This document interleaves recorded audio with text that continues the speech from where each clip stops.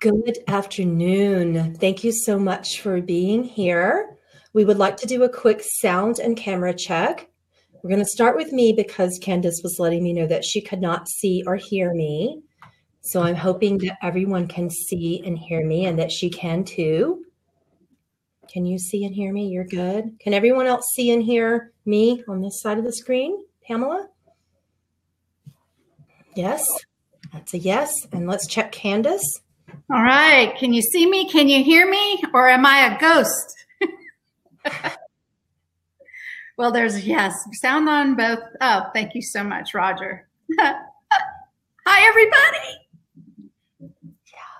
Are we having any issues with echo? I know Candace and I normally, we blew up our technology for about 15 minutes before. This is why we're just a touch late. We couldn't get her camera to work, and then mine kept going off. And then if hers was working, mine wasn't. And we did that little play around for a while with all these scientists. So, yes, I'm going to hit record. I told myself that I was going to remember to record. Okay. Okay. I wrote us a note in case you forgot. Oh, you got a nice note. You're awesome. But you're good. You remember. Hopefully we're not having any echo issues. How are we doing with that? Candace, can you talk for a minute to see if we hear any echoes? I can talk. Thank you so much. Okay. Really? And I'm not 10 times louder than Pamela? Often I'm 10 times louder than Pamela. Most people are. My video looks so crisp. Oh no, that means you see the equals. Oh my goodness. Okay, thank you so much for being here. If you're new to Patreon, thank you for supporting my work and helping me to get these messages out into the world. It means so incredibly much to me, and I hope that you feel my gratitude each and every time I say how grateful I am for you. So thank you for being here with us. We're going to be channeling what I call the A-team today with my lovely facilitator, Candace Craw-Goldman. The A-team, I call them that because, you know, I used to call them the Ascension team because they all have an incredible purpose for helping us align with ourselves spiritually and on a deeper level, you know, into a realization of who we are and what we are. This started happening.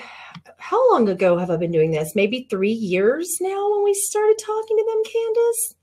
2 years, maybe? Maybe. I think it's closer to 2, but you know, time and me, I don't get time anymore. Yeah, me either.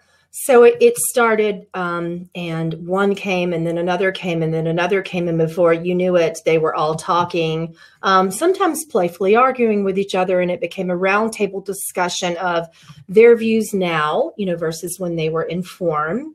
And it became a further development of scientific research and spiritual awakening examples, progression. So a lot of their views are different now. For those of you scientists watching this podcast, you're going to be surprised that a lot of their views are impeccably different now while still honoring the work that they did. They often like to talk about, okay, I did that. This is why I did that. This is what I learned from that. And this is where I stand now. So those questions are always welcome. And I had no idea if I was going to continue the A-team channelings when they first started because I'm not a scientist. So I didn't even understand, you know, for those of you who watched my first Tesla channeling, he was the first being who came in, you know, followed by Dolores Cannon, followed by Einstein, followed by Emoto. Actually, Emoto and Einstein were coming in together, which was unusual. And they were discussing entanglement and how it applies to water. And I had no idea what they were talking about.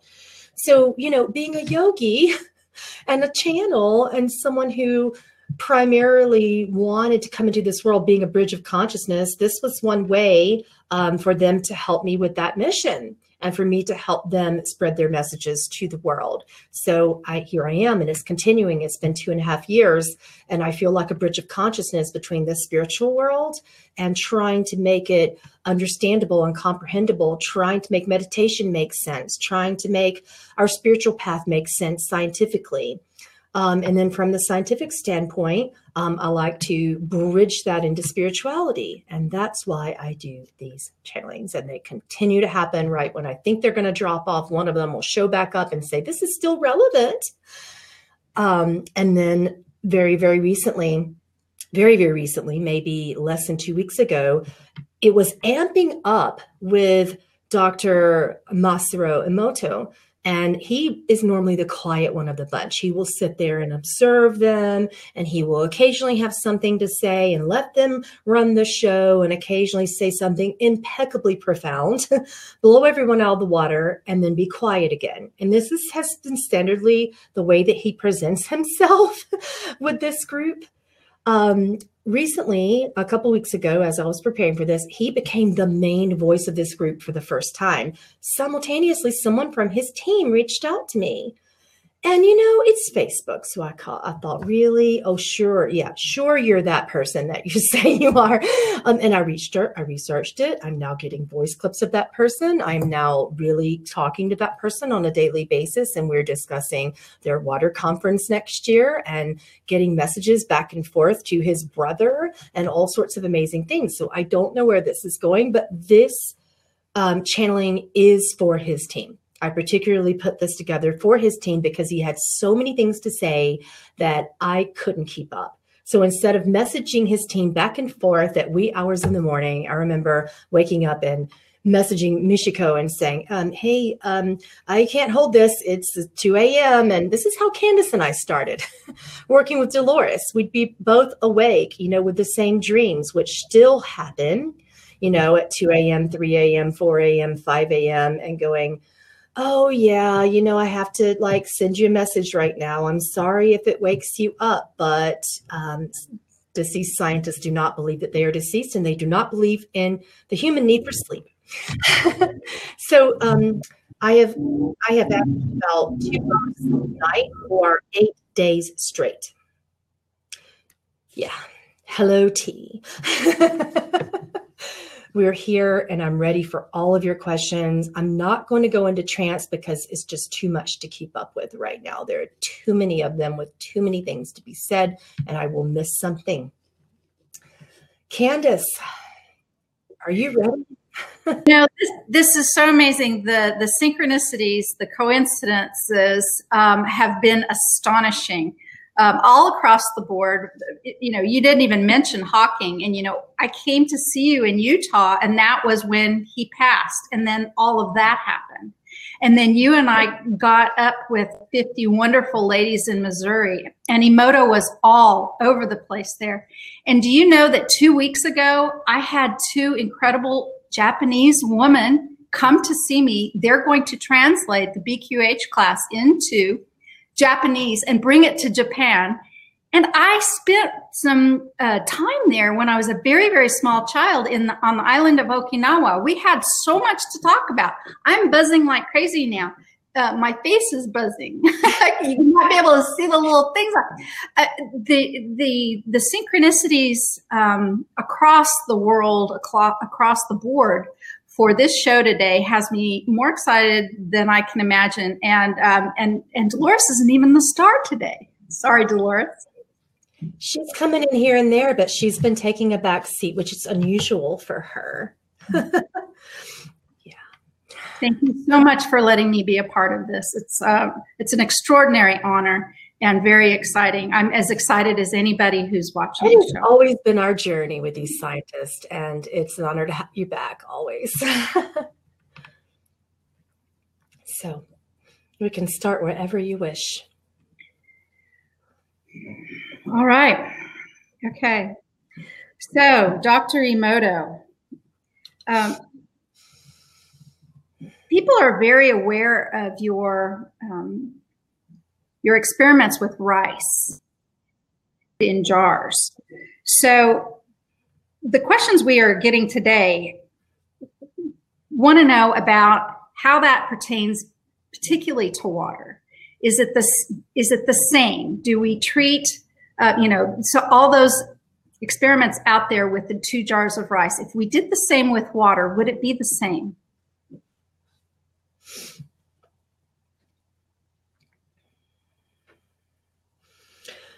For anything to begin, and everything begins with water because everything begins with sound, you need a primordial divine spark.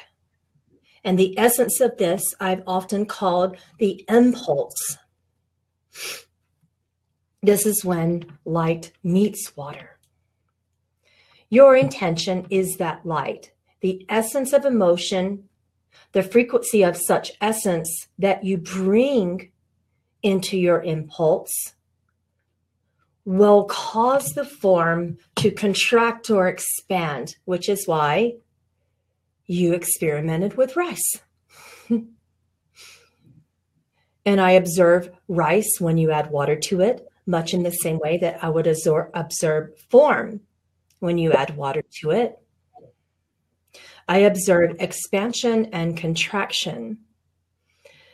When light meets water, emotions create the sound that resonates the spark or the God essence. Hold on, he's being interrupted by Dolores and Tesla. Dolores says, this is why you had the dream. You want to explain what dream you had? She's talking about that now because we both had that dream around the same time frame. And this relates to what you just asked. This extraordinary thing for me, because I don't have these amazing things happen to me near as often as Pamela does, but when I do and I share them with Pamela, it's amazing. So in my dream, Dolores walked up to me, very silent, really said nothing, but she held out her hand like that. And in her hand were two keys, and they were absolutely identical. That's all I know about it. They were identical keys, and she just made sure that I saw that. And then that was the end of my dream. But I very quickly messaged Pamela about that and then found out she had the same dream. She basically continued where your dream left off is where my dream started. So I saw her in water holding the hands, and there were two keys. And at the top of the keys, it was like ancient keys, kind of, that looked a little bit like this with the top part like that, the ancient brass keys. They looked like that to me. And she now says that one is light, one key to life is sound, and the other key to life is light. The combinations of the vibrations in sound from the impulse of your frequency will expand that into resonance. In my dream, she was in water. She was underneath water and doing this. We were meeting underwater, which was fabulous. And I was observing the ocean, and she said, you need to do this at a bigger level. And she went like that. And then she floated up to the surface, and then she took a breath. So we started talking about breath and how breath is the key to that life. And we began to discuss elements. I asked Emoto what she meant, and I wrote down what he said. I'll just read it. He said, the breath combined with high frequency impulses, or what you have called intentions, this breath, when retained and then released, contracts. Upon retention, it contracts and then it expands. With the breath combined with the high frequency impulse of your emotions is retained and then released, it activates water in your body. Then the water in your body activates plasma in your blood cells. This creates miracles around the board for the body and the mind to join. You are activating something in the mind and something in the body simultaneously. Okay, don't interrupt. Hold on.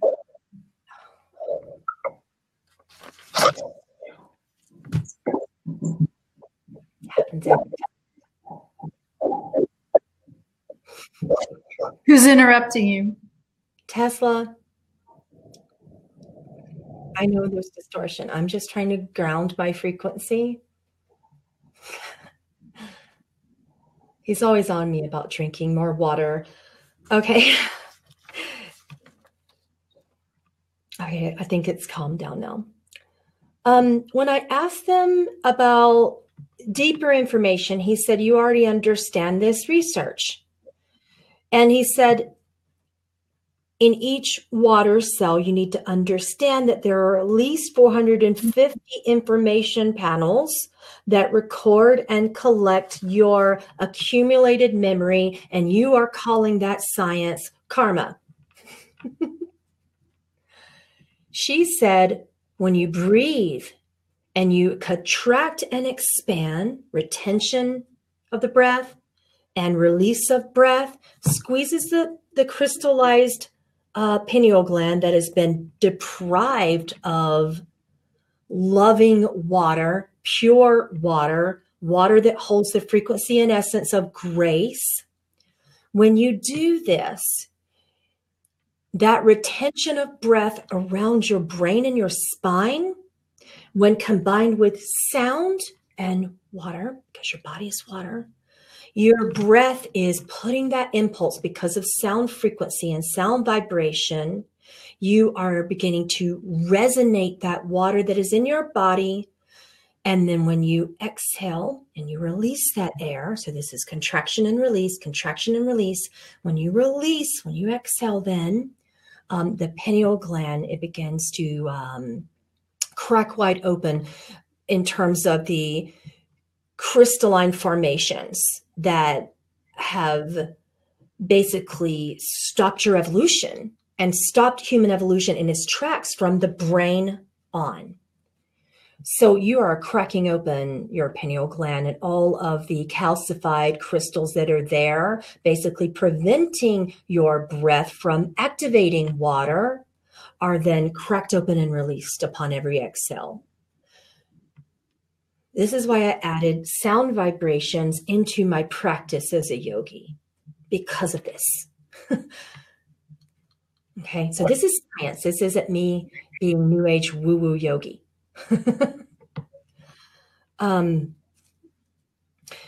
He gives me a lot of visuals lately about water, and he says so many of you today are still incredibly concerned about the chemical compound, like what's in your water. I am not concerned about that. I'm concerned about the structure of the particles and how they are maintaining the form, because this tells me how you are maintaining your form and if you are evolving or not as a species. And I asked him to give me a visual about that statement just this morning. And, you know, we kind of went deep inside of my brain as I had just blessed some water, you know, because that's my thing on this earth is the essence of purity and grace. So when I resonate with my breath and I bless my water, these are the two frequencies that resonate my entire essence. So he said, do that and then watch the molecules of the water in your brain. Watch them.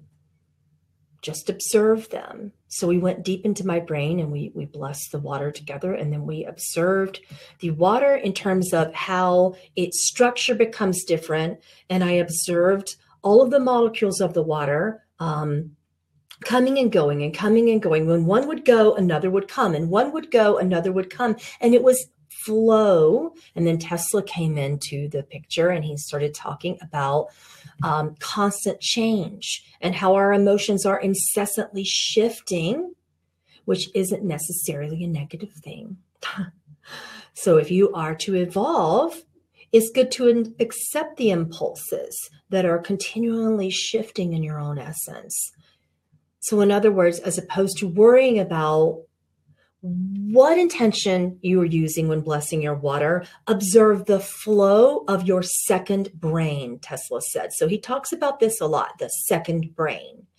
And when I ask him what that is, he says, observe it here. not here.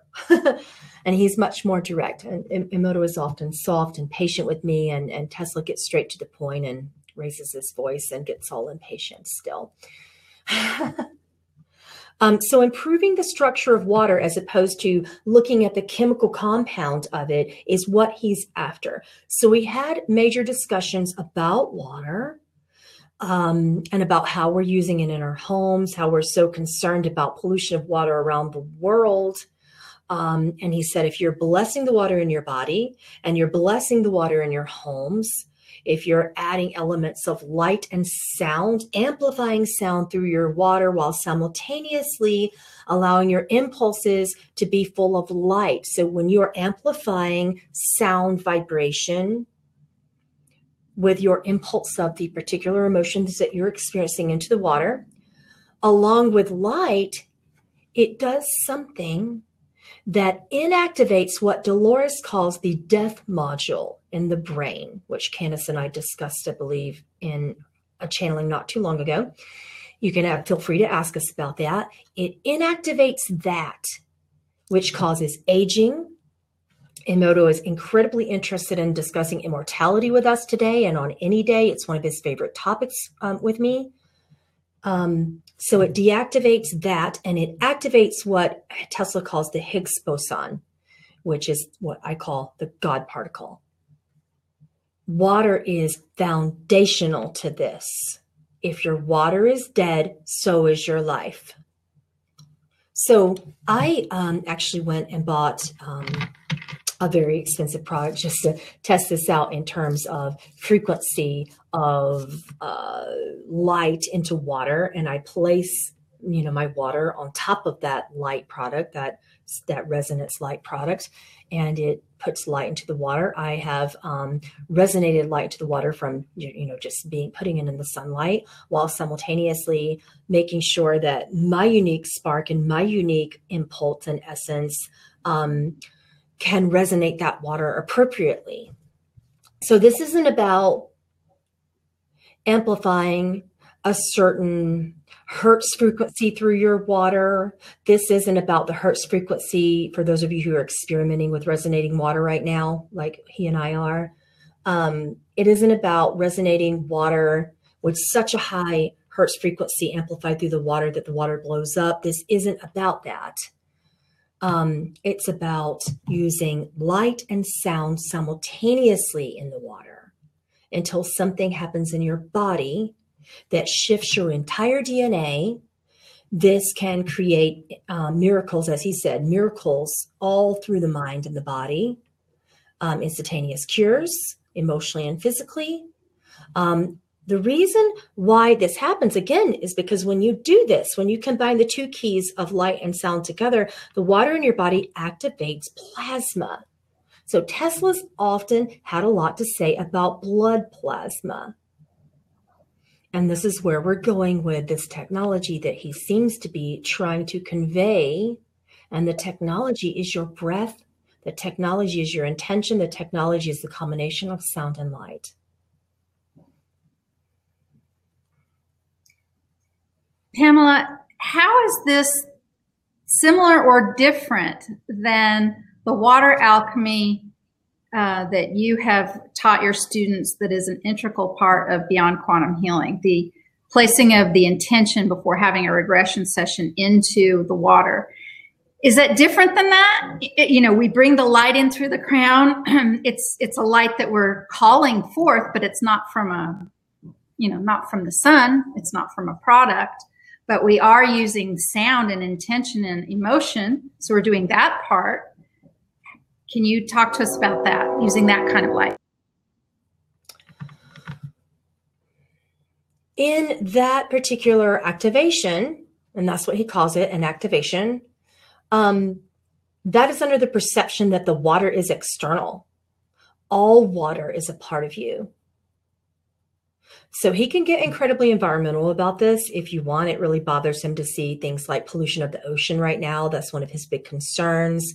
So he, wants, everyone to bless the waters all around the world with the understanding that they are a part of your body. And he believes that everything that is life is a container for water. And it's true. If you think about it, whether it's a plant or a pond or a stream or a river or, your blood cells, your body, everything is water. When scientists seek life on other planets, it is the seeking of water to determine if life is there.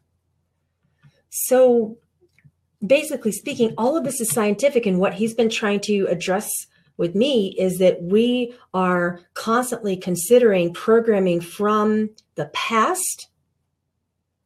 So water going from lifetime to lifetime to lifetime, if you consider it from the physical genetic standpoint, the same water continues in some way via our thoughts, via our beliefs. And what he would wish for us to work on at this point is the observation of such beliefs and how we're continually promoting the essence or God spark, to activate that divinity, or how we're polluting everything with hatred, violence, doubt, shame in particular. He talks about a lot with me about how that is the most polluting, poisonous frequency to the water, both in our body and otherwise.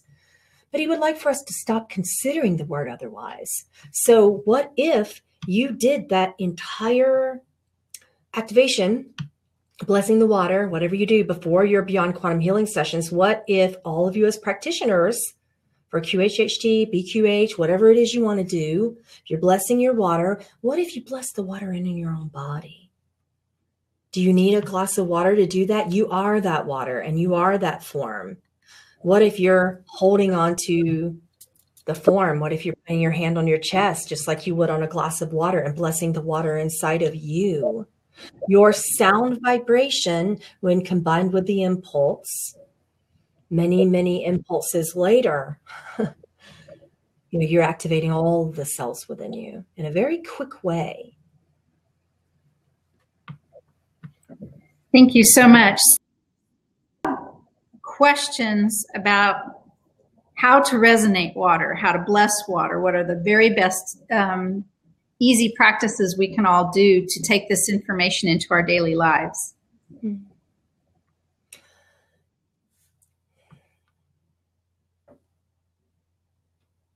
There are two impulses and high frequencies within such impulses that resonate water. One is grace, the other is purity. Grace is the container for purity, much in the way that your body is the container for water. When you are researching this practice, understand how grace holds it all together. Without the grace, you have no form. You require such form, and you require the combination of such form in a physical body and in a light body. So the form is grace. The light of you is purity. The sound of you within that form is grace. Resonate grace throughout your water in your body. This means forgive yourselves. This means love yourselves. This means accept yourselves and all of your circumstances for exactly as you are and exactly as you and all of your circumstances are not. So this is a deep, deep level of personal and spiritual accountability in order to even have accessibility to grace. He said, all of you are grace. You are born in the form of grace. That is your essence. That is your structure. That is everything that you are, but you do not hold accessibility to it because you do not observe it. Observe your forms. Love your forms. And understand that you are perfect and that God, as you call it, does not make mistakes. And this is a deep degree of acceptance for everything in your life for how it is, everything in your life for how it is not.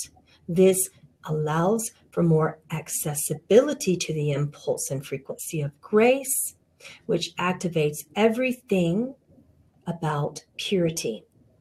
You must resonate your water with the impulse of innocence in order to access purity. You must see innocence in all in order to utilize purity in this work.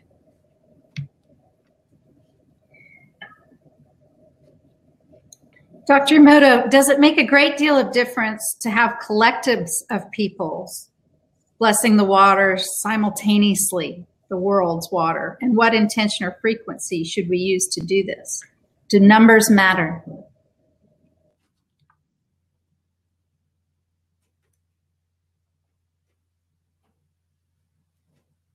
Numbers do matter, while simultaneously recognizing the universal laws of oneness, that it is equally as important for each of you to do this work as it is for the entire world to do it together. It is the unity of your work that promotes this function, that makes it possible, that makes grace accessible.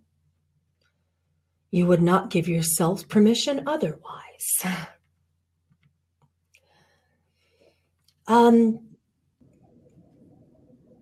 In this degree, it's not so much that every single person has to have the impulse of purity or grace, but it is a building block to these things. You do not understand these things presently. And it is because you do not accept life for the way that it is. You do not accept the world the way that it is. You are continually striving to fix it as if it isn't already exactly as it should be. When you observe perfection in this science, you work with that. We do not attempt to change the way that water operates. We cannot change God.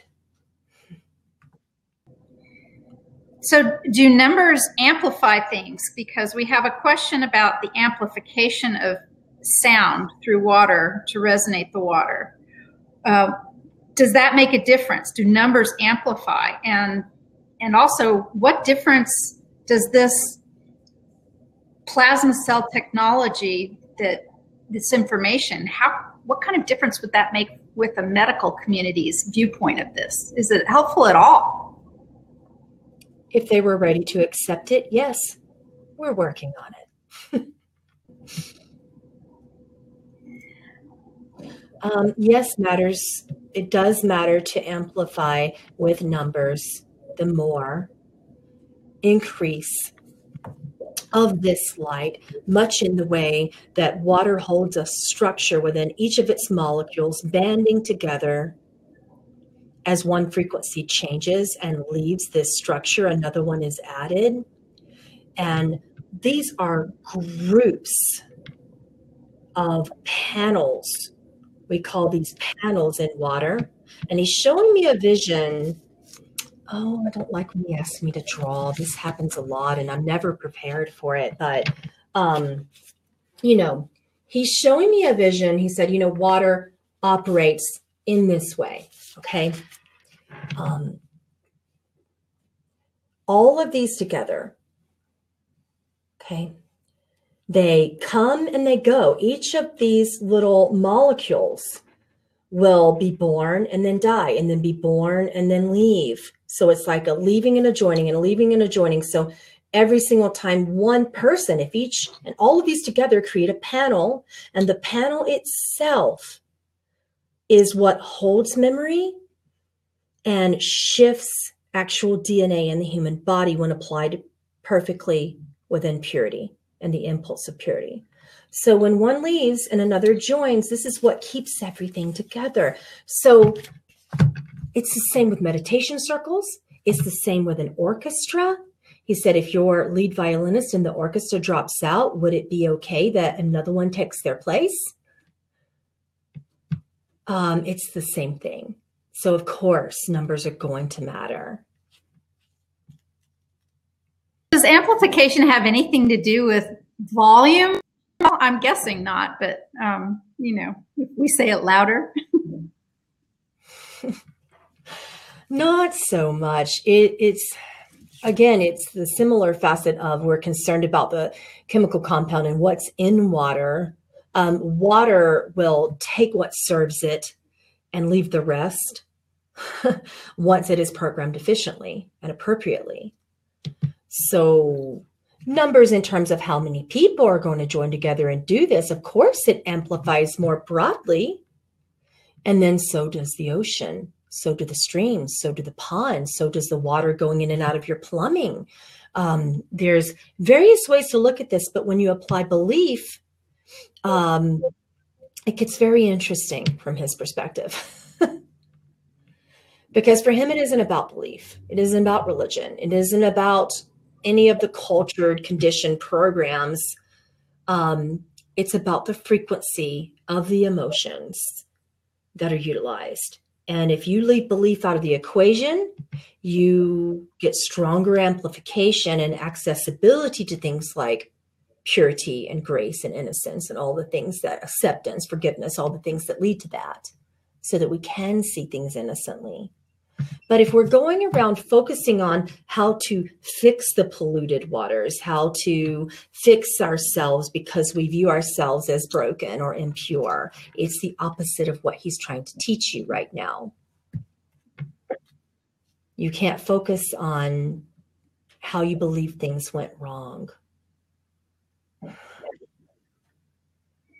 Doesn't work in research either. That's a tough one for humans to figure out.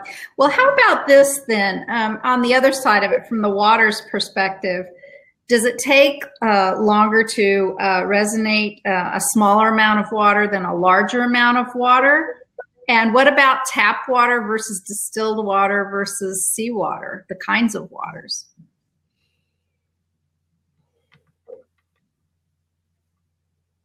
It doesn't matter as much. It's about how much power is in the impulse that you are sending into yourselves and the water.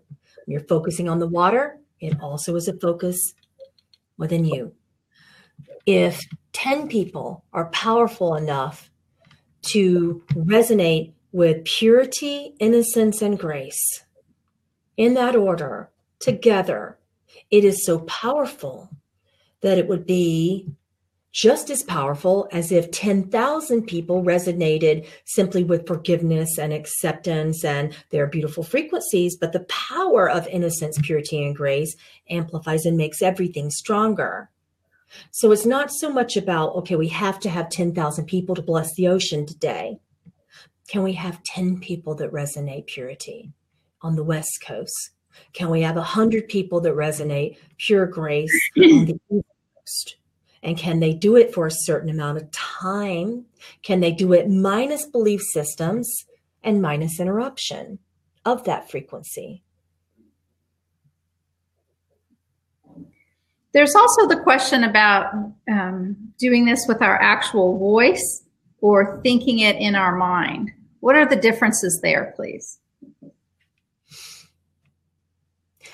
You still believe that you are the form that surrounds you. Therefore, the water responds to the activity of the form.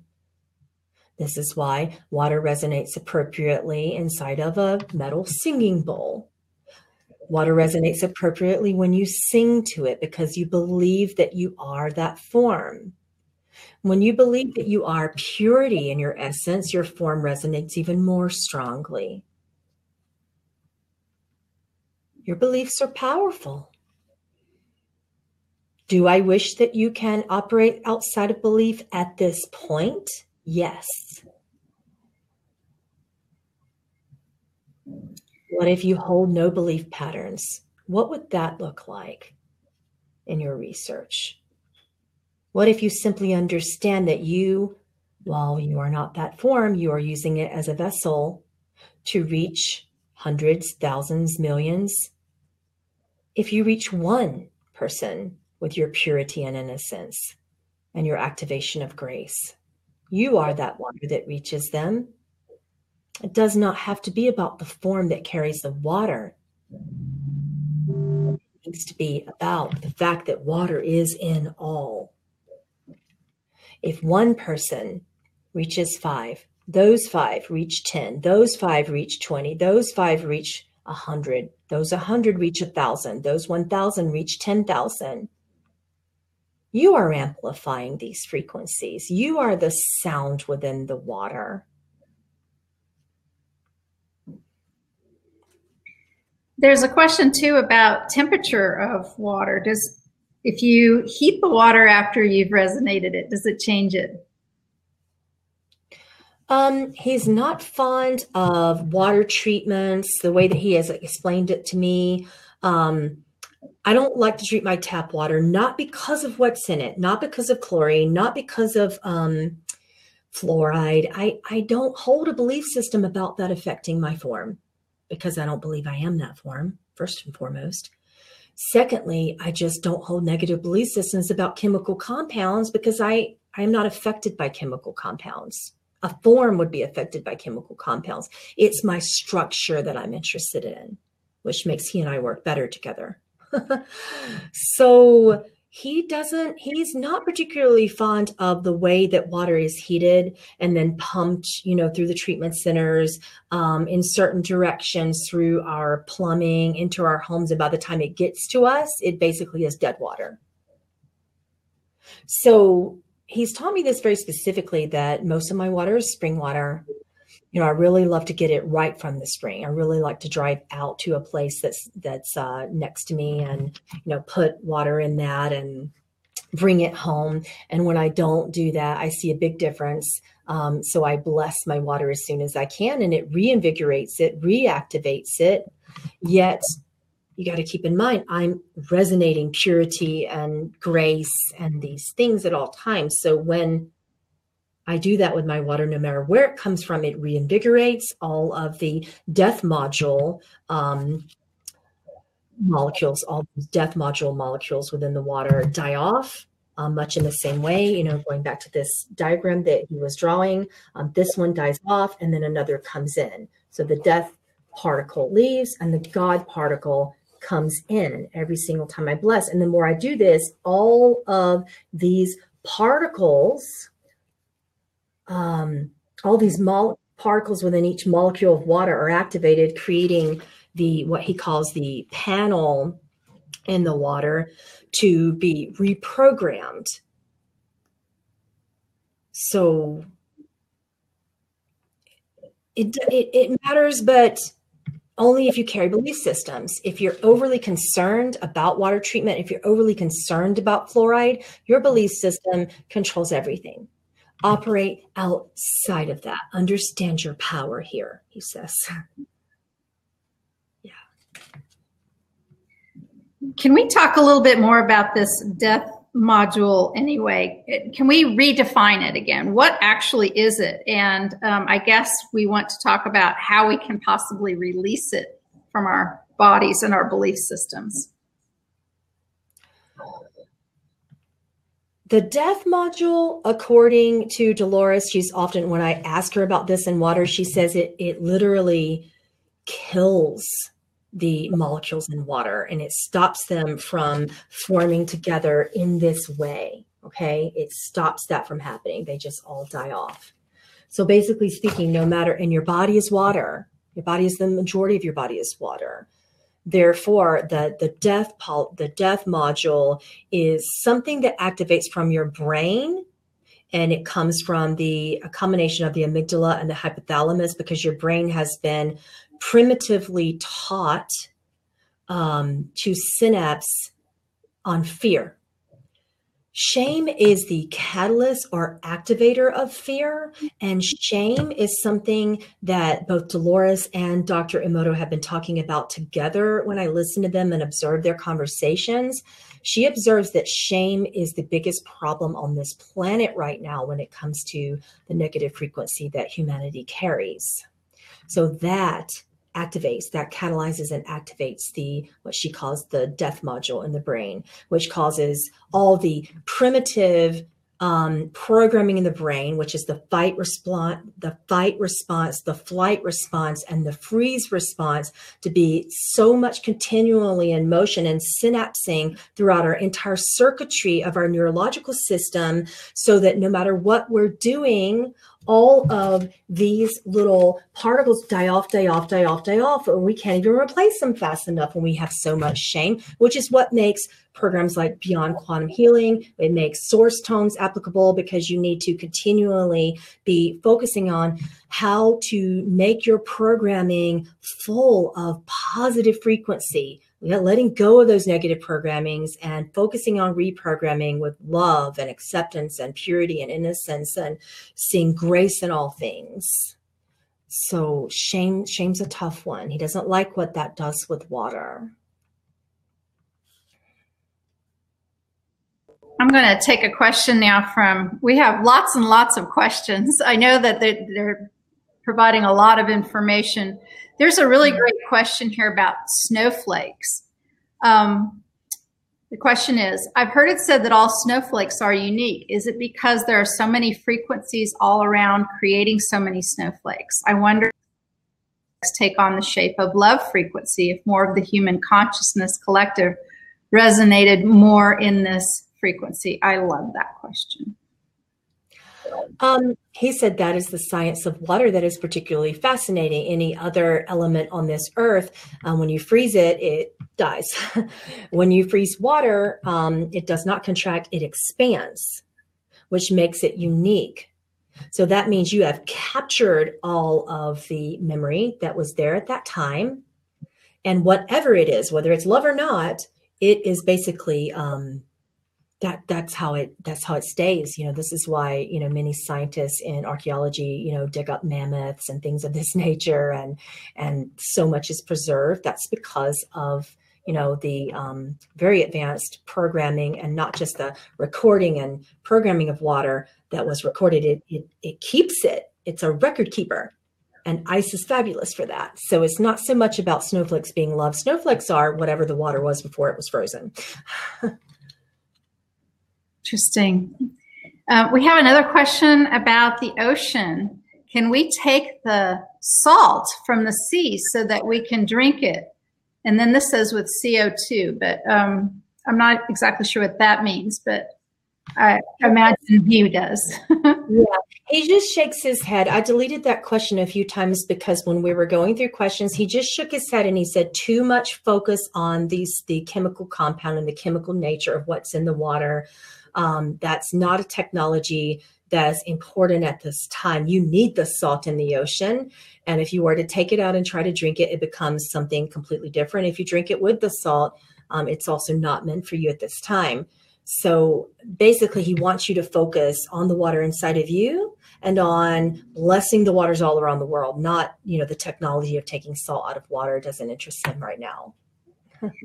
Is that the same thing about a lot of people are focusing on, and there's several questions about distilling water. A lot of people are really putting a lot of energy into distilling the water that they drink, thinking that's healthier. Is that putting a resonance into water by thinking or by doing the act of distilling with emotion to make it better for your body? It's an interesting question.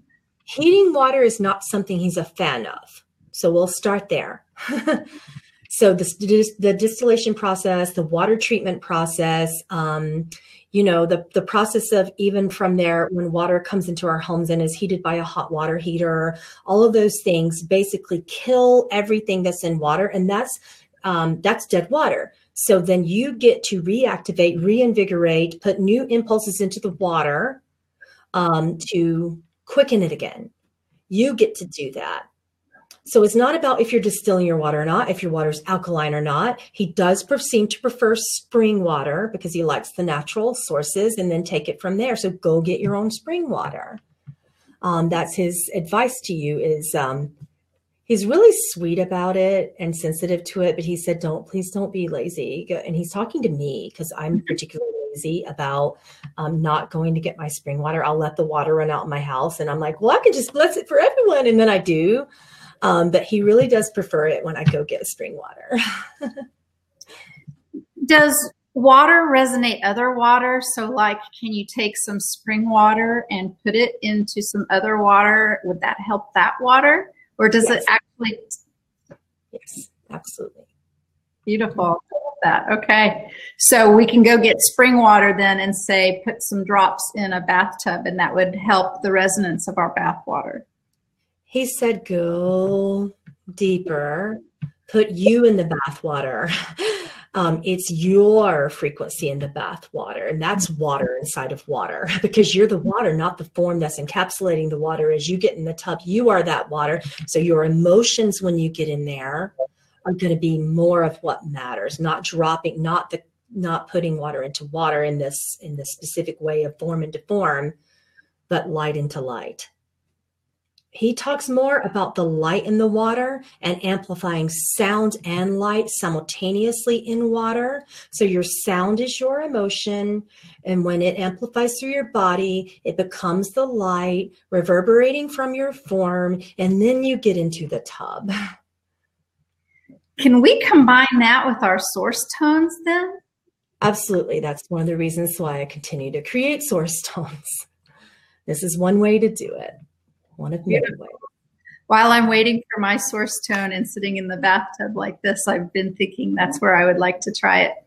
I love this one because it's a question about the kidneys. This one says, what's the best way to get our kidneys filtering so we can clean our lymph systems, heal our bodies from symptoms of acidosis?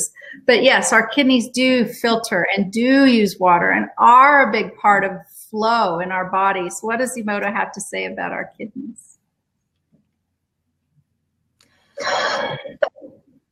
Okay. Not overwhelm the system. Tesla. Hold on. Like when talks, it does that. Give me a second. All right, let's test. No, it's still there.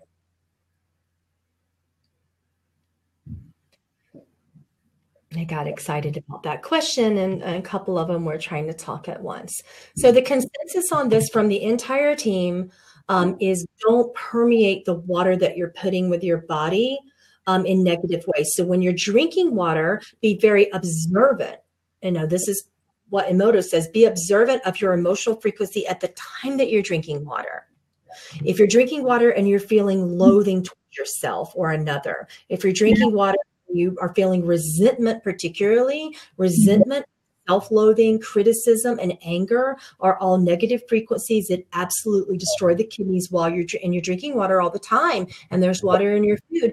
And when you're adding water to that, you just amplify that in your body, which destroys your kidneys, because it resonates as that light in your kidneys, and that light actually is not incredibly good.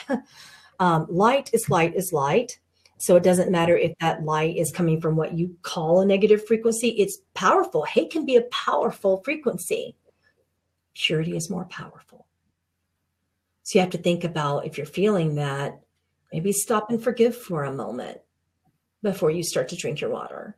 So it's just the observation of this. You're permeating your system with these frequencies, which permeates the water, and then it goes to your kidneys, and then everything goes foul from there.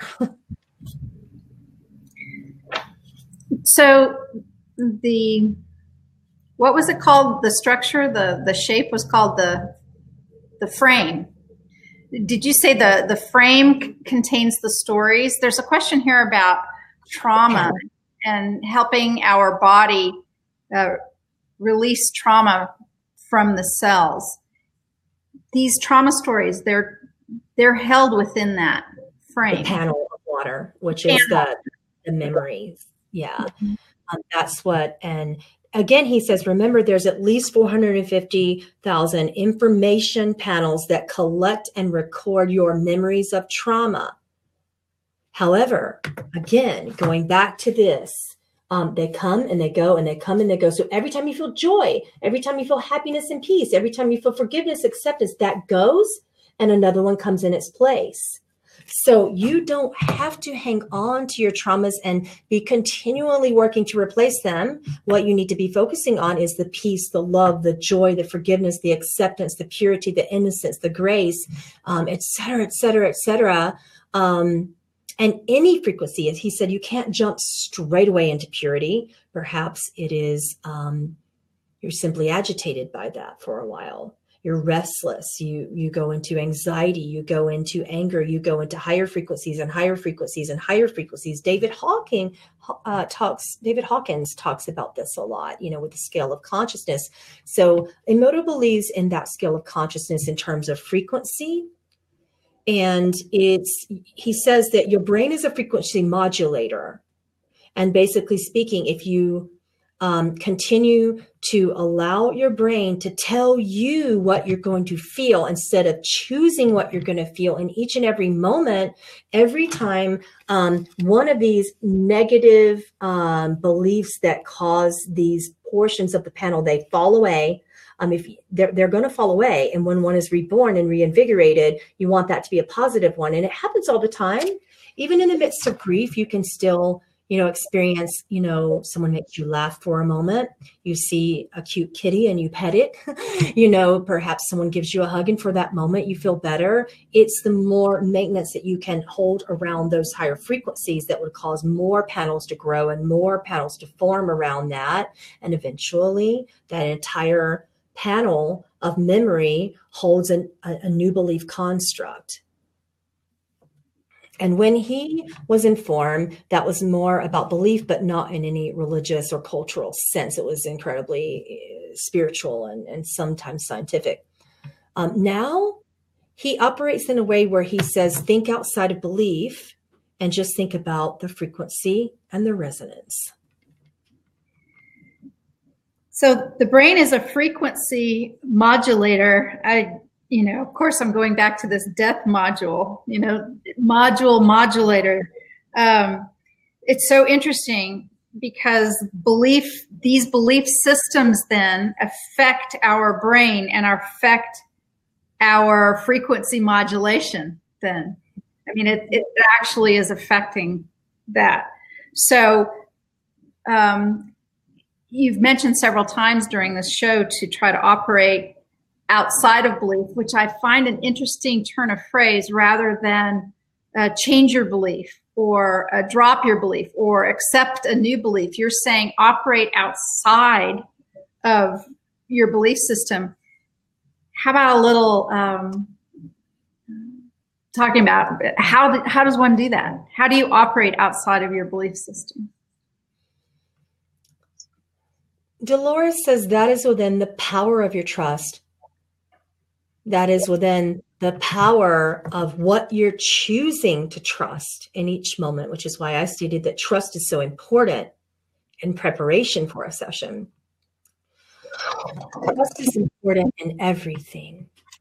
You place value and meaning on everything, and it becomes a belief, she says. What if you can't step outside of value and meaning at this time, if you observe when you are discarding proper meaning and value and inviting negative meaning and value because you are addicted to the emotions that are attached to that meaning and value. Your brains over time are conditioned and structured to cause for a habitual response in your belief systems. You feel something bad, and at some point in time, you believe that it is more beneficial to continue to believe that. It's not. What if you simply tried something different, whether or not you know if it's beneficial?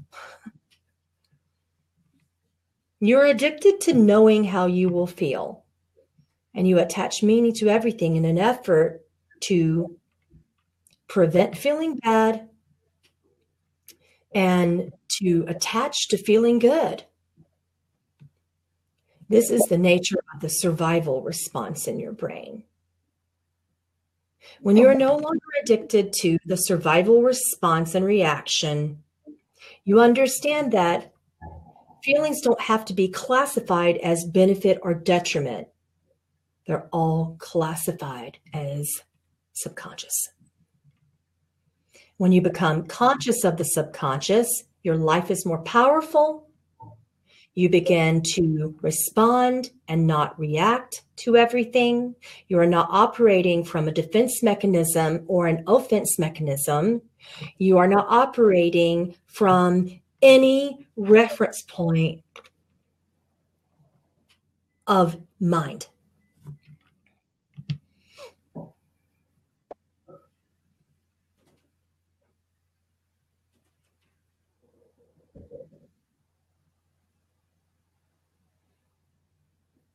Okay, I missed the last part of that maybe. Oh.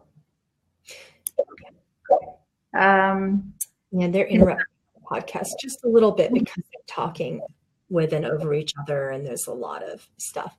I'd like to take a small break for a moment, so I'm going to mute my microphone and camera just to take a quick water break. And Candace, feel free to talk or wait on me or go get your own water, and I will be right back. Sure. I'd like to mention that it's astonishing to me how many questions there are here. And there's no way to get to all of them, but some really super great questions from everyone. Let me see if I can go through and talk about anything at all. Well, I guess I could talk about what I know what to talk about, and that's beyond quantum healing and how much that water and creating a ceremony, which is also quite recognizable to the Japanese culture, of course. But we create this ceremony, this water intention with water alchemy ceremony before doing a session with a client. And together we state the intention for the session. Together we put that intention into the water and we drink it. And then we've talked about the water being a conductor and coming through our fields. And what I've said is that then the practitioner carries the intention for the session along with the client. And actually, when Pamela gets back, maybe it's great timing, Pamela. So I was explaining a little bit about what I do, what we do as Beyond Quantum Healers in a session with the intention. And I'd really love to hear Dolores or Emoto comment on something that I've said that to my clients and to students of Beyond Quantum Healing, which is when the practitioner resonates and holds the intention with and for, in conjunction with the client for the outcome of the session. And then I've talked about, using the restroom. And of course, that's moving the water through and using that flow to release whatever is, no longer desired. And what I've said is that when the practitioner also uses the restroom and releases, I've made the statement, this assists you. We're here to help you say release fear or release shame. And what I've said is, since we've had the same intention in the session, that when I or another practitioner also uses the restroom, it helps the flow and it helps release that, and that would assist the client. What does Dolores have to say about that, or Emoto have to say about that?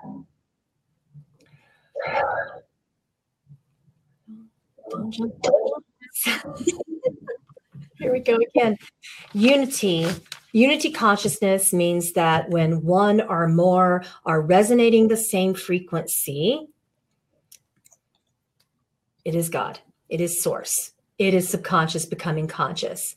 And when one or more, and this, Tesla said, that's been carried through belief systems for thousands and thousands of years when two or more are gathered in prayer.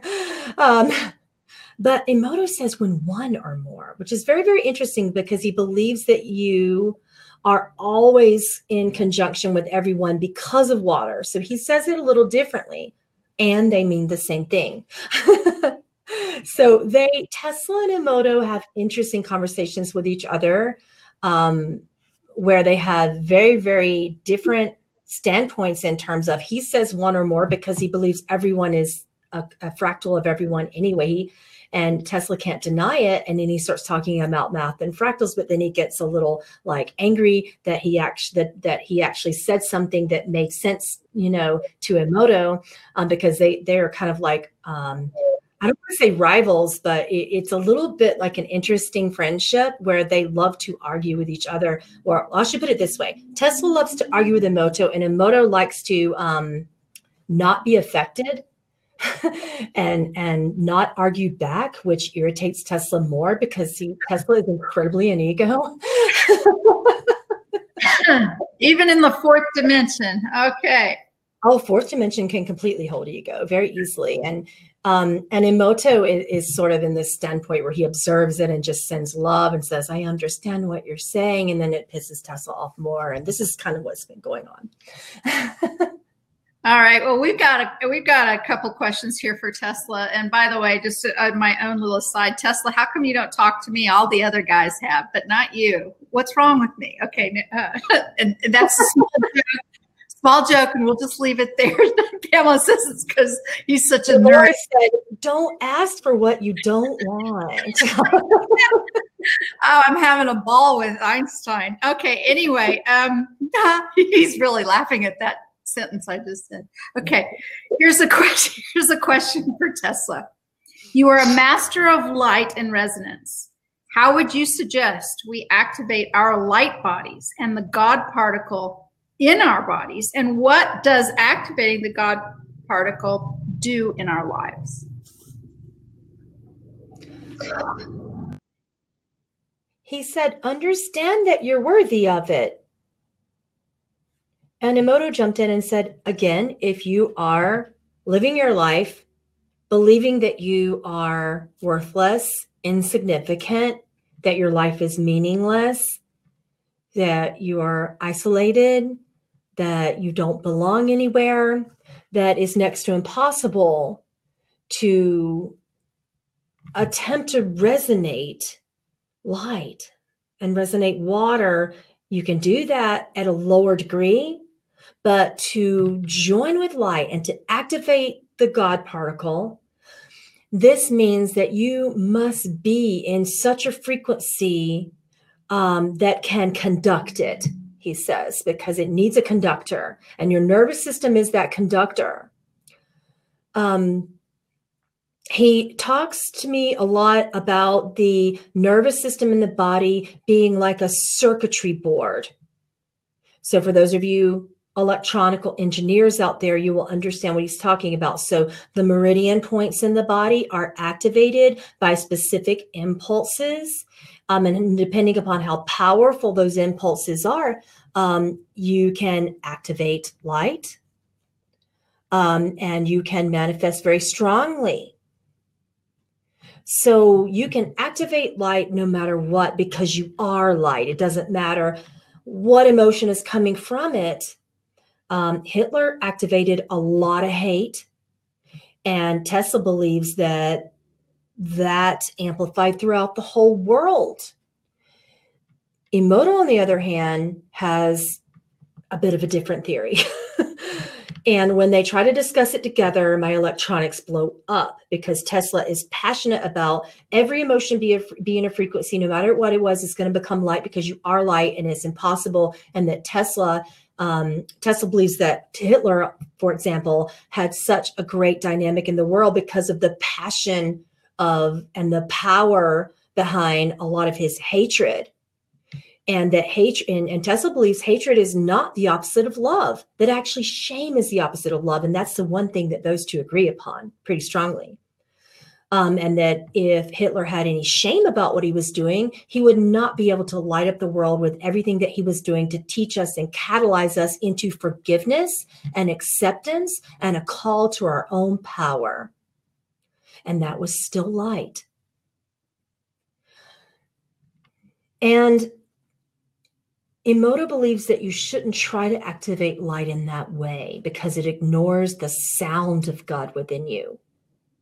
And he's very adamant about that, that when you activate just light without sound, that you cannot even hold a frequency for long, and that everything about this structure in water, the panel, is completely conglomerated with hate, hate, hate, hate, disdain, disdain, disdain. And no matter how powerful it is, you're spreading that.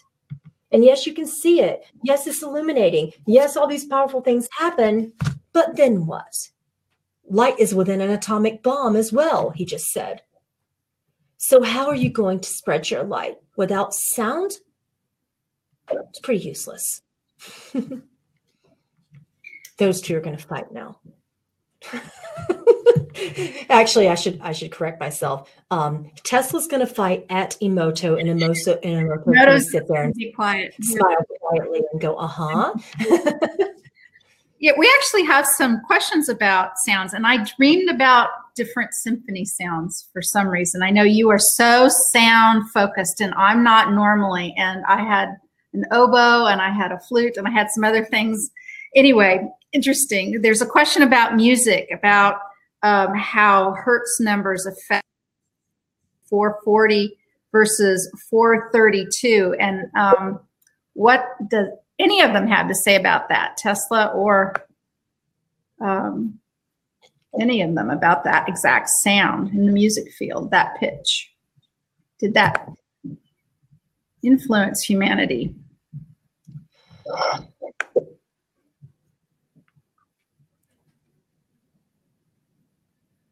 I'm getting them to ground out. Hang on. Doing it again. The sound.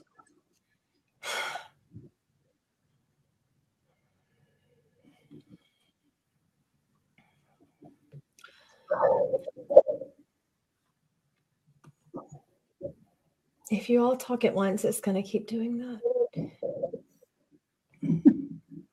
Every time. This doesn't do it with anybody else you interview. I've watched your other interviews. Okay. Thank you. No? Okay. I guess I'm just going to have to talk through it and try to keep grounded.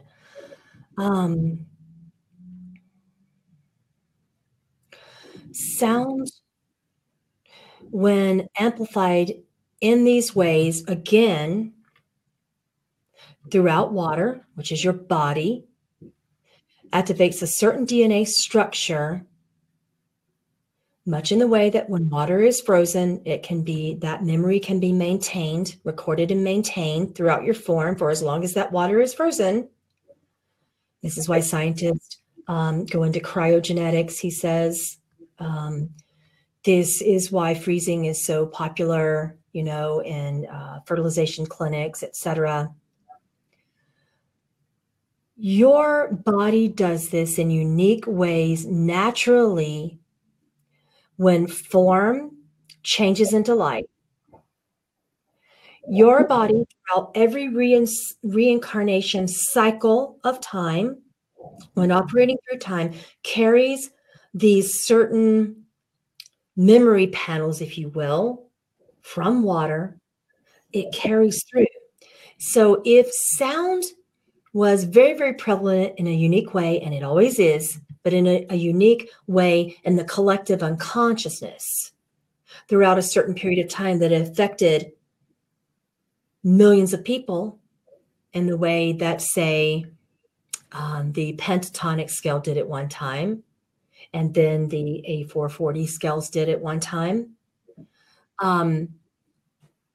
We remember that with or without an observation of emotion. It carries through lifetime after lifetime because our bodies are water. And when we hear sound, it affects us in a unique way. And we are all resonating in a certain frequency in the human unconscious collective in that time period. It basically holds the panels in the water hold that. And then when you allegedly die, it carries through in the next larger collective that is bred from you. So this goes again and again and again and again. So at one point in time, within the pentatonic scale, it was more of a positive frequency. And then there was a lot of disempowerment when the A440 hertz came along. And A442, it wasn't so much because it was associated with a different variety of sound at that time in the human conscious collective, which was more powerfully effective in a positive way. A440, again, powerfully effective in the human conscious collective in a negative way. So we remember that at the cellular level. This is what yogis call accumulated karma. And it's just cellular memory, according to Dr. Emoto.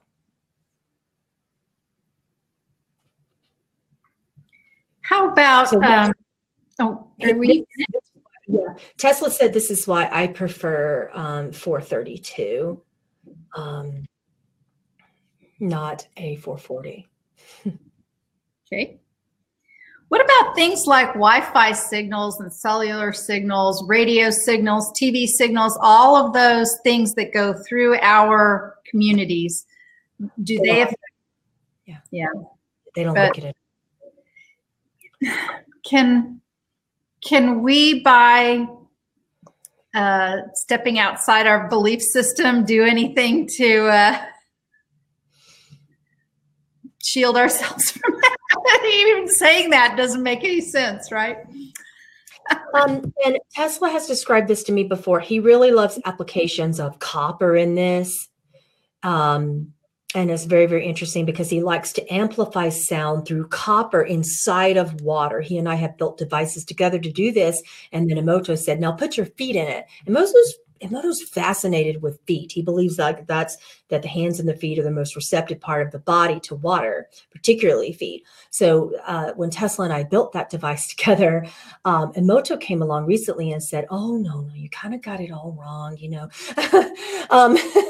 And he's like, you can build devices and you can build devices and you can build devices, but if you are amplifying through your sound frequency, a certain emotion, no matter what you build, is not going to work.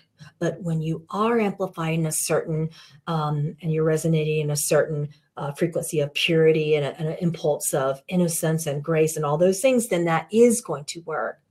So it was very interesting, the research that we had in our Tesla device.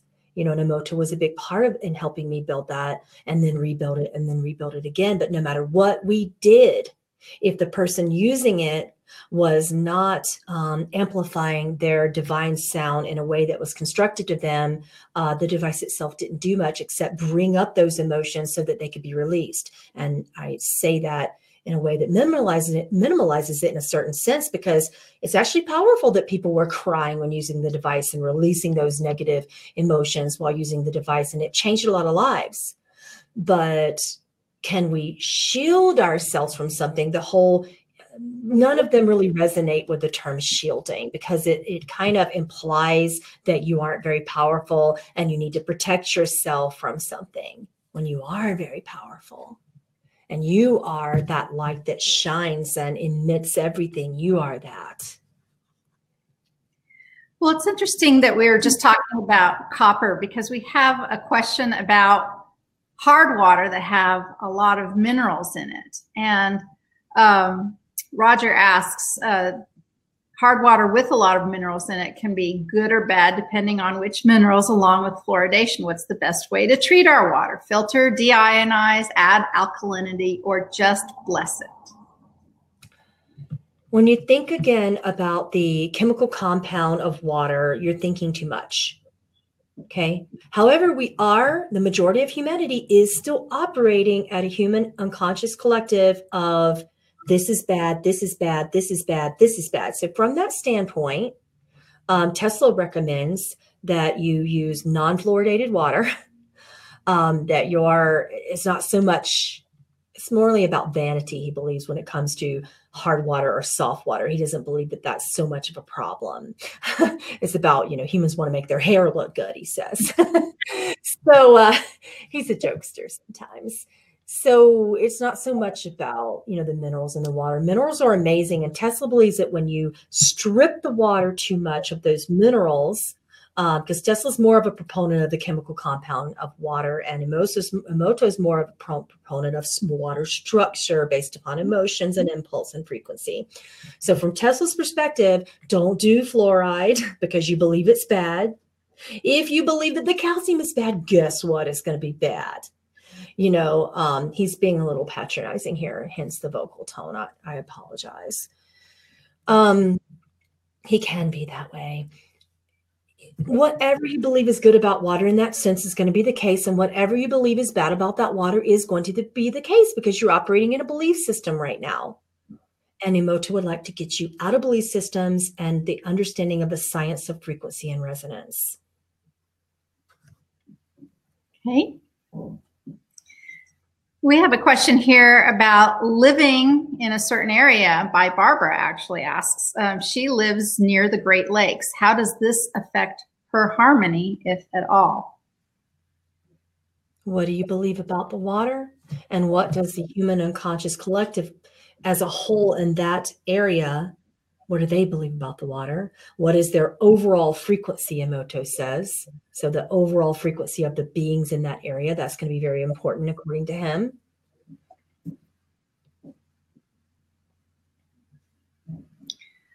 Yes. Okay.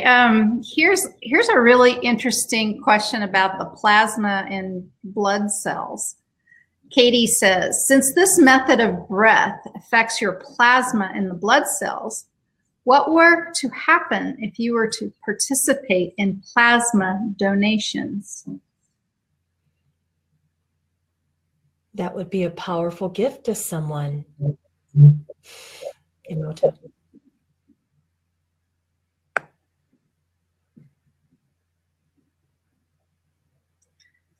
Okay.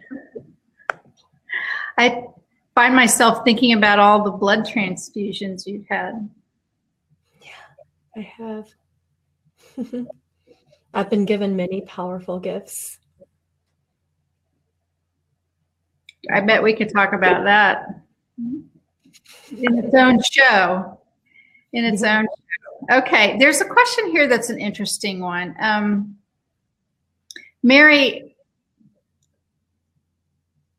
Mary says, she tells a little story. I left 5 small glass bottles of water outside overnight.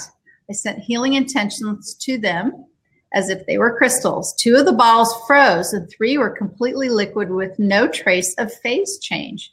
They were for a group of 5 women coming over to see for a group healing event. I used pendulum to see which water was for which person, but she wants to know, why did this happen? I told them there was no need to question why, just to allow it to be so, but I'm fascinated by what happened so unexpectedly. That is an interesting question. What happened? Dolores said, and then the intention was a gathering in a circle for healing. What was observed as being unwhole? Each of these balls represented the belief system and how whole they were, and that structure could help the water form or not. So a couple of people needed or felt that they needed a little bit more healing than others. Interesting. That is really interesting. I wonder how she passed the bottles out. All right. Okay, here's a question from Nadia, and it's a question to anyone who might answer, or all. Of all things conscious and unconscious from their perspective, what would you advise us humans to practice on a daily basis to help us in our transition to awaken? And she says, thank you. Of all things conscious and unconscious, Dolores says, how would you know if it's unconscious? The unconscious mind rules your world at least 90% of the time. Your role is to make the unconscious conscious, and then whatever you observe in your consciousness that you wish to keep, do so. Whatever you observe in your consciousness that you wish to discard, do so. If everyone were more observant of bringing unconsciousness into the conscious states, what could that do for your lives? Very good. Okay. Scrolling back up now. Let's see. Here's a question about binaural beats and entrainment. How do they affect us, please?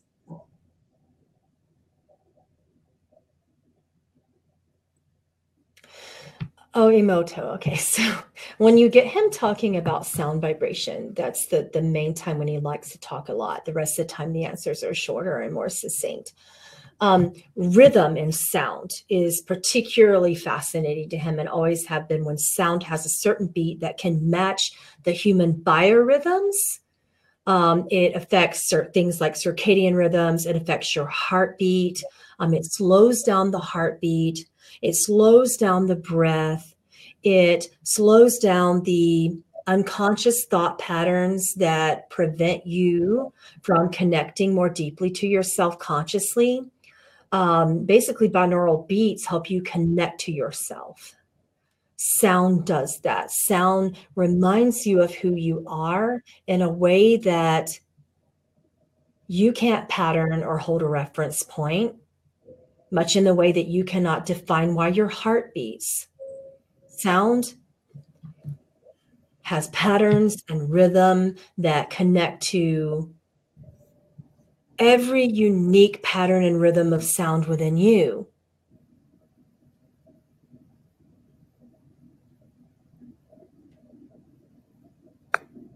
All right. Okay. He's talking about how, he's continuing, he's talking about how when we're in the womb, in water, that the first thing we observe is our mother's heartbeat, you know, and then before we know it, we begin to observe our own heartbeat. But when we do, we initially observe it as one beat. So sound does this again. It brings us back to an in utero state where we didn't have any fear because everything is oneness. We didn't view ourselves as separate from mother.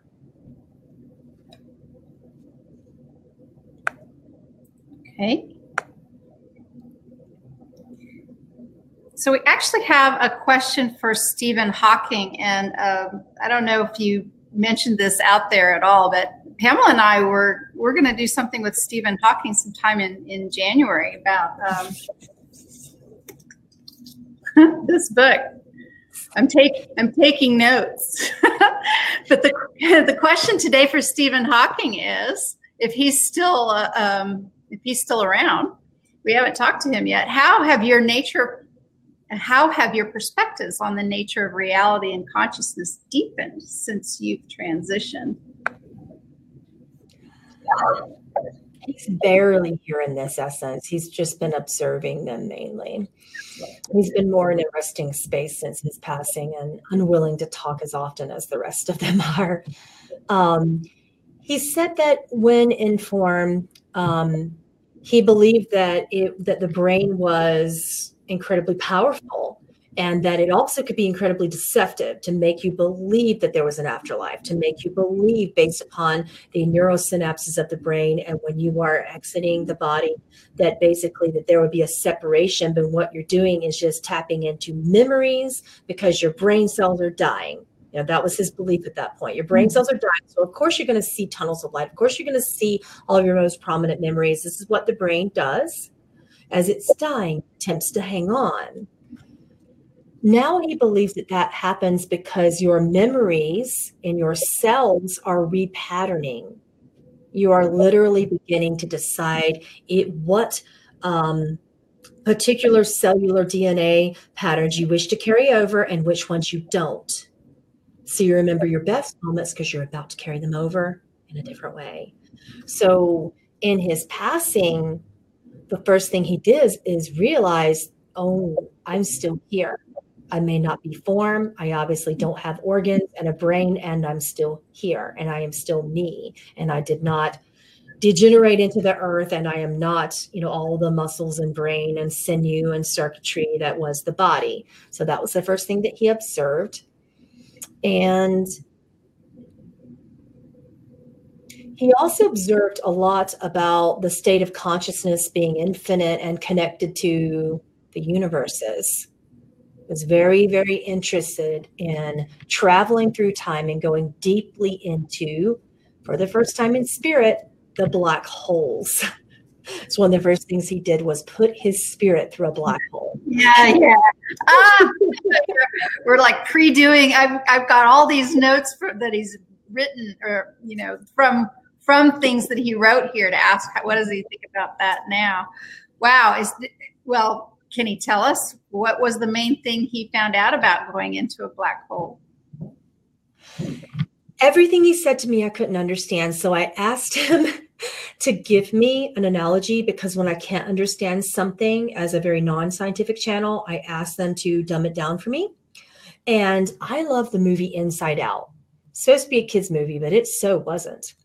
And there was a part of that movie where, you know, the main characters got inside of this machine that kind of, I forgot what they called the machine, but it was about taking themselves and fractionalizing it. For those of you who are just coming on, I wrote on my hand earlier to describe keys of consciousness. Yay.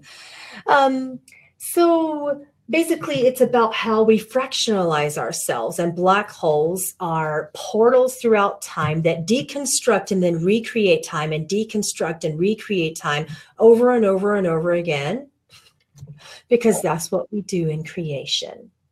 So he watched himself defractionalize, much like in the movie Inside Out, when the beings are going inside of the, I think they call it the fractalization machine or something. And then when they left it, then all of a sudden they conglomerated back together again when they stepped outside of the machine in that portion of the movie. So when he's at the other end of it, he was his own form again, but after being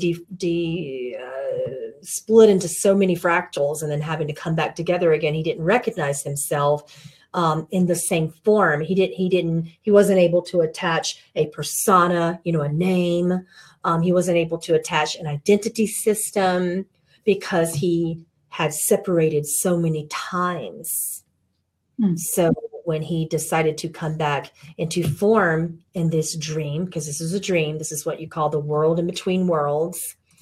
And the black holes are worlds between worlds, he said. And when he was experiencing his world in between worlds, he was experiencing releasing attachment to small identity. And all of his beliefs were based upon small identity and limiting himself at that time. And they aren't anymore. Oh, that's a really beautiful way to end that question. Excellent. All right. Here's a question. Please give us the definition of resonance and frequency, the difference between both of them. What are the definitions of those two things? What's the difference between those two things? Frequency is connected more to your emotional input from your feeling signatures. Frequency is sound. Your emotions are sound. How you vibrate them, how much accessibility to them, and then how you vibrate them will determine the resonance, which makes sound become light. Tesla answer. That's a Tesla answer. How you vibrate them. What does that mean in practice? How you vibrate them? How you say something? I mean, what does that mean? Emoto's giving examples of pitch and intonation as expressed by your vocal cues, your nonverbal language even. Everything is emotion, whether you're verbalizing it or not. That's the difference between frequency and resonance in some cases, and how it's expressing and manifesting in your environment with what you can see. When God sees itself, that's your resonance. But you can think about things like your nonverbal cues. You can think about your vocal intonation. If I am really sensitive to this. I did an experiment recently where I decided to spend a lot less time texting, emailing, and instant messaging. And it's because I'm incredibly sensitive to people's verbal and nonverbal cues because of my gifts here on this planet. So someone could be saying something like, yeah, I bet that's true. Yeah, I love you very much. Namaste. In a very great voice, like, I love you very much. Namaste. That's great. That's true. And they could be typing it. And then I'm sensing into what they're actually feeling in their nonverbal cues because this is typing. And I'm sensing, yeah, I love you very much. I don't know what else to say. So I'm going to say I love you very much because it's appropriate. Namaste, which is sort of like the spiritual way of being like, please get out of my face. People say things. You can say Sat Nam, Namaste, or you can say, oh, please, Namaste. You all probably know what I'm talking about here. Channels in the world, you definitely know what I'm talking about here.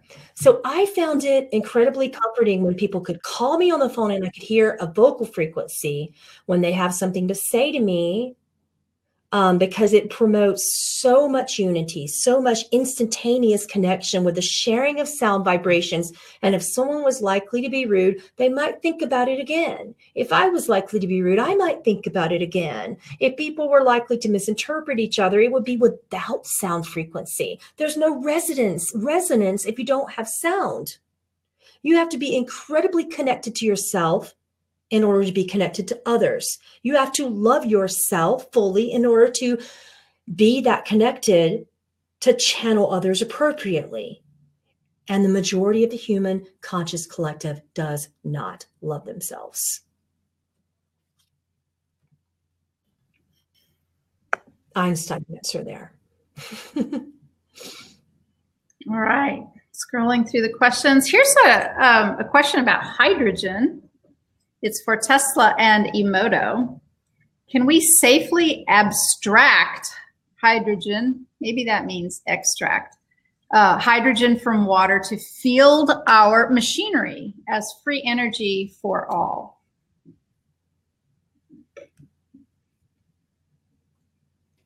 You can. There are many other ways that you do it more effectively, but your world does not believe collectively in freedom. Tesla answer.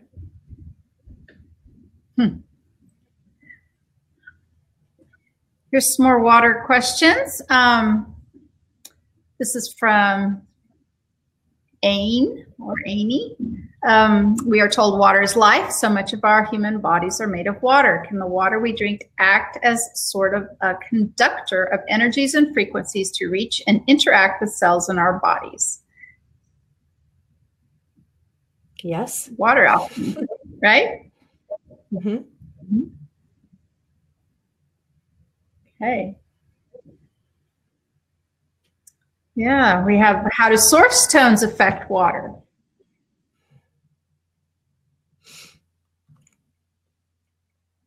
Source tones affect the water that you are. Vibration affects the water that you are. And when you're connecting to your God vibration, everything that you believe about yourself that isn't God rises to the surface of the water. Notice that bodies create buoyancy in water. That's why you float. Emotions can be heavy, they can be light. Source tones calls all frequencies within you to lighten up. You will release that which doesn't serve you or transcend it. You will evolve fully into the essence of grace. Right. Let's see. We have another question about, I think, water distilling. I have a water distiller. Can you tell me if drinking distilled water is better than regular tap water of 30 odd parts per million? Tesla says, again, you're getting too specific, and this is associated with a belief system, and only you can know if that's true for you. Mm-hmm. If you don't know, if you're neutral in your belief systems, the water is simply there for you to program. If you believe that it's good, it becomes that. If you believe that it's not so good, it becomes that. If you don't know it's neutral water, program it. All right. Suna asks a question. She's been very busy taking notes. Actually asked if somebody would pick up taking notes for her now because we've been going for a while. She says, I plan to connect snow falling now into water barrels for use in the spring and summer for the vegetable garden. Is there something special about natural snowfall when used as water? Emoto says it holds the particular particles down to the nanoparticles. It holds a particular structure in place from season to season. So you're capturing memory that worked for your prior crop, which gives the next year's crop a better chance. Wow, that's a great Fun answer. She asked another question about snowflakes. Are they divine signatures of sound and light? Is that why we long for a white Christmas? You believe that they are pure, therefore it becomes as such. Emoto. Well, he just speaks in poems, doesn't he? He just, I love hearing him. Okay, here's a really great question from Pearl. She says, this morning I was chanting my source tone and found out that I was making one chant on the inhale of my breath and another chant on the exhale of my breath. This helped my mind from straying. Can this process help in activating the power of water in ourselves? Yes, because of the unique rhythm of your soul, which is activated with your breath. Emoto. Wonderful. Okay, here's a question for Mr. Tesla from Rob. Please explain the configuration of magnets in relation to the Mobius strip and how to unleash free power for humanity. Is the three-wheeled spinner toy a hint as to the relationship of the magnets? Yes, to that latter question. Yes, that is a hint. And it doesn't matter as long as the human conscious collective feels that they are trapped and not free. Energy will not be free as long as you collectively do not believe in freedom. Wow. So no matter what science you bring to the stage here, collective belief is more powerful. We really need to work on this. That's a really profound concept. Okay, here's a question, another one from Rob. How do we magnetize salt so that it can be removed from seawater? I think we asked another salt removing from seawater, but this might be different. None of them are interested in that concept at this time because it's focusing too much on the particulars of the science without broadening your expansive nature and making what's most accessible, which is your emotions, the power of science. Doesn't matter about the salt right now. You cannot utilize that technology without going deeper into your emotional frequency. Emoto. Okay, here's another kidney question. I just read that electromagnetic radiation affects how our kidneys function. Can the pureness of water defend our form? Tesla said, why use the word defend? You're going back to the old powerless paradigm. See how belief sneaks in? Dolores calls the word defend as a death module word. She believes that words have very powerful, so the word defend, protect, can't, not, should. She doesn't like the word should, shouldn't. There are many words that she believes can be very disempowering to activate and continue to keep the death module alive in your brain. Wow. Okay. Here's a question from Ian. I have a glass water bottle with gold flower of life and the word love on it. How does this affect the water in the bottle? Or does it considering it has no intent? Oh, I don't know about that, Ian. Emoto said, what is your belief about the intention? You can say love. You can write love. You can etch it into your glass. Are you love? Beautiful. Here's a nice one from Joshua. What happens to the water molecules' frequency and emotional change within our body during midwinter solstice? Which I believe just happened, right? While we're doing this show. It's not a question that they really want to get too deeply into because it would be something that would take another 30 minutes to answer probably. And we have about 10 minutes before Crowdcast literally cuts us off. All right. Unless people put some more questions in, I think I've gone through all of them, and I think there's about 4 left. Here's another one from Ian. Can you clarify how we operate outside of beliefs, please, when most of us operate solely from our beliefs? I think we kind of tried to answer that one earlier, but maybe someone else will give it a shot. Yeah. Quieting the mind, according to Einstein, is the best way to operate outside of belief.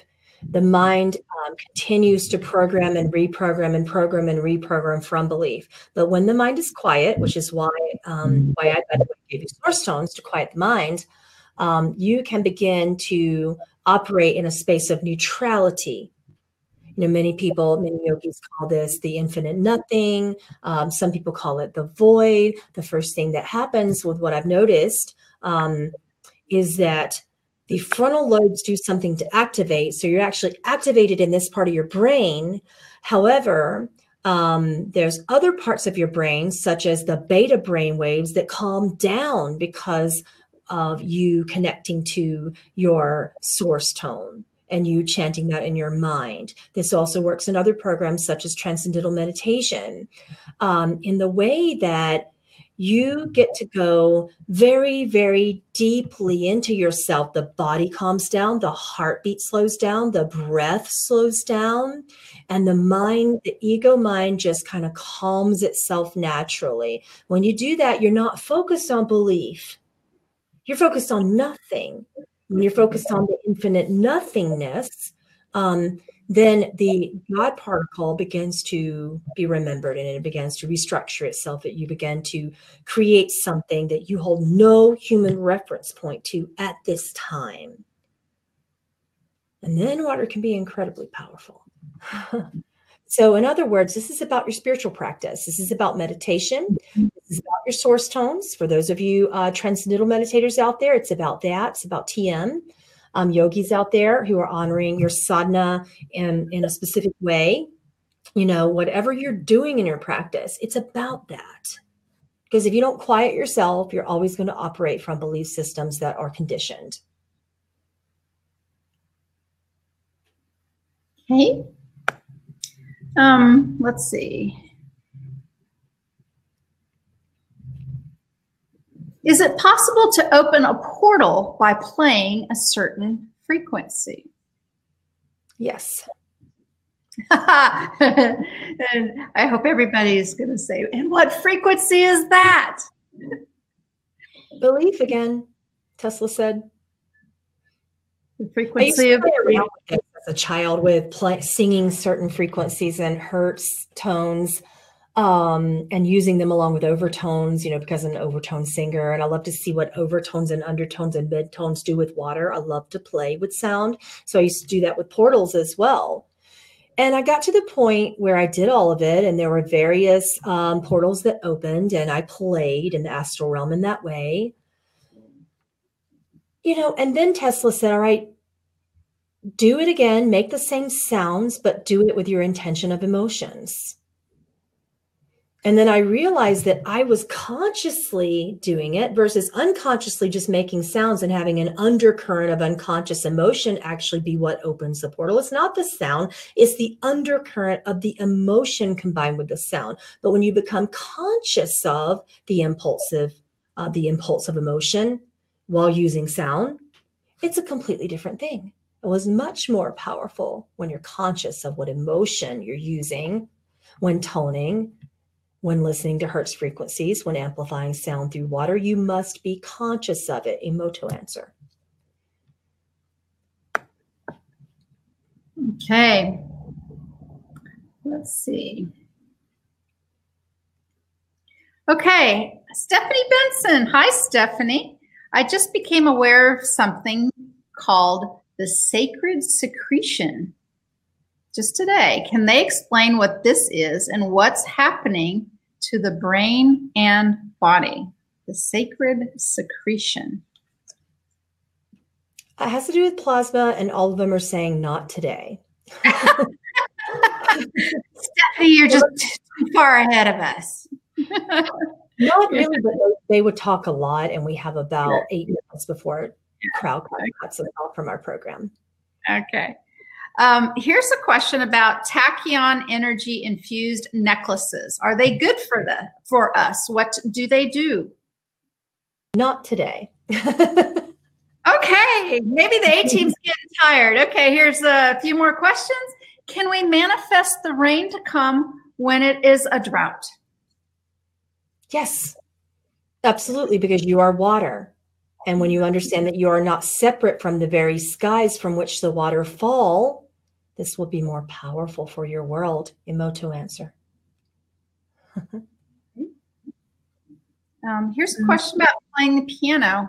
When playing the piano in a certain key and frequency, does it connect to source? Your emotions when playing the piano is your connection to source. The sound then amplifies through your body in a way that activates you, reprogramming you. Emoto. Okay. I don't know if I'm going to be able to ask this question very well. Maybe you'll understand it. When assisting collective consciousness, what might be a good hashtag to go with? I'm not sure what that is. Water is life. Protectors, not protesters. Thank you for your help and guidance. I don't know. Maybe it's just a question about hashtags. There's a lot of jumbled letters, and they may be things that I don't understand. A good hashtag for us: collective consciousness. Clean your inner world.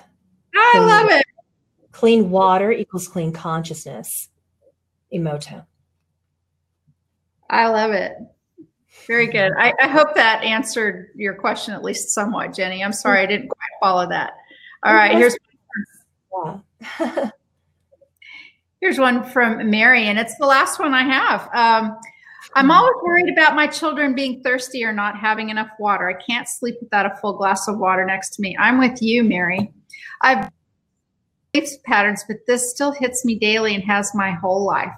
What is this from, please? And is there something that I need, something that I can focus on to relieve this worry? Interesting. Dolores said it could be a belief pattern of inadequacy and not feeling sufficient or worthy as a mom. Tesla said, your body knows how to replenish the water within you based upon your cellular structure. This is why yogis, monks, many people from around the world have mastered the art of breath and light and the elements being a replenishing, nourishing, rejuvenating, reprogramming factor with or without continually drinking water. And I know what he's talking about there. This is just me speaking at this point, but prior to then, that was a Tesla answer. I, as a yogi, okay, I am not walking around drinking water all the time. I am not continually worried about where my water comes from and if I'm getting enough. What I have observed, particularly in the American conscious collective in the world, is that there's a belief that we must drink tons and tons and tons of water. Okay. I don't want to say that that's good or bad. I'm just going to show you what I've observed. You have so much beliefs in general programming that water, and then you are continually ingesting that water unconsciously. All right. And when you have so many negative beliefs about yourselves, about each other, about the state of consciousness and the state of society, and basically then you're drinking water, drinking water, drinking water, drinking water. I know you know where I'm going with this. That can actually be incredibly energetically and then physically detrimental. It's just something that I've observed. Your body will tell you when it's thirsty. Children will tell you when they're thirsty. And I can observe that very personally as a mother of 4. I don't go around telling my children that they need to drink more water because I trust their body's natural capacity to know when they're thirsty. Pamela, that's all the questions we have. Some I know I combined, and I hope we haven't missed anybody's, but I think we have them all. That's good because they're going to cut us off in approximately 3 minutes. We're out of time. Thank you so much. Can we? Thank you so much. Can we talk a little bit about talking to Hawking in January? We can. Yeah, go right ahead. Yeah. So for those of you who may not know it, this was a book that Stephen Hawking authored, but this was published after his death. And when I was traveling earlier in October, I was walking through the Atlanta airport, and it practically fell off the shelf. And I'm looking at it kind of laughing. I would not, really have been interested in picking this book up, except for, of course, my association with Pamela and the A-Team. And because I'm not a big science nerd at all. And I texted Pamela while I was eating lunch at the Atlanta airport, hey, I think maybe I'm supposed to read this and then maybe ask you questions about it in it. And she said, great. So we're going to do this in January. So if some of you out there want to check this book out, contact me with some of your own questions. I'm gathering some in a book, and look forward to catching up with Pamela and at least this one member of the A-Team coming up next month. That's going to be so much fun because I haven't read the book, nor will I, because I want to keep completely biased before our class about it. But basically what he plans to do is answer all of your questions about everything that was said in the book from his perspective now, which, by the way, is incredibly fascinating. He's such a different being right now. And he's funny. He's really funny. Yeah. I'm kind of getting some of him. I'm not like you, but I get packed with feelings while I'm reading this. And he's a funny guy. I can see where he and Einstein would get along real well. And I can just see how Tesla's like the instigator for almost all of them, isn't he? Pamela, thank you so much. What a blessing it is to work with you and to connect with all of you who've come. 111 people, I'm just now looking, are listening. As I look at the numbers, there are those ones again. Thank you all for allowing me to participate in this amazing journey of you and the A-Team. Thank you so much. And we'll see you guys next week. I'll be putting out the schedule for Patreon. If you are a Tier 1 member, now's the time to go ahead and take that offer to get your source homes for free if you become a Tier 2 member. And it's a powerful, powerful package. The source homes are doing incredible things in people's lives, physical, emotional miracles around of them. And I've been researching them for about a year, and I've given some of you guys your source homes years ago and then sat there and observed and watched your lives change. So I can't wait to give you more of these offerings. And for those of you who are waiting on them, I have about 160 left at this point to get to. And I do have some space over the Christmas holidays to make that happen next week. So you'll be getting more of them then. Thank you so much for your patience. I will be placing the polls for January's channeling in classes on the Patreon news feed this weekend. So keep your eye out for the polls, and you'll see Candace and I really, really soon over on her website, over on her domain next month. Thank you so much. Merry Christmas, everyone. Happy holidays. Bye-bye.